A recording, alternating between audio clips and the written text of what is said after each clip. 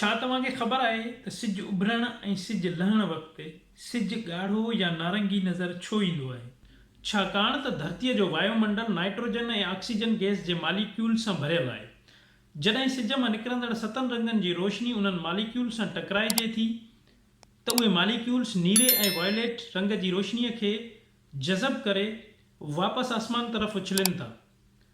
इहो ई सबबु आहे जो असांखे हर तरफ़ आसमान नीरो नज़र अचे थो।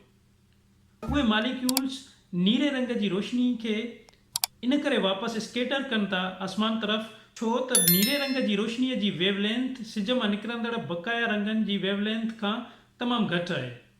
पर सिज उभरण ऐं सिज लहण वक़्तु उहे मालिक्यूल्स ॻाढ़े ऐं फिके रंग जी रोशनीअ खे सिधो असांजी अखियुनि ताईं पहुचाइनि था। तॾहिं ई उभरण ऐं लहण वक़्तु सिज असांखे ॻाढ़ो या नारंगी नज़र अचे थो, छाकाणि त ॻाढ़े रंग जी रोशनीअ जी वेवलेंथ सिज मां निकिरंदड़ बक़ाया छहनि रंगनि खां वधीक आहे।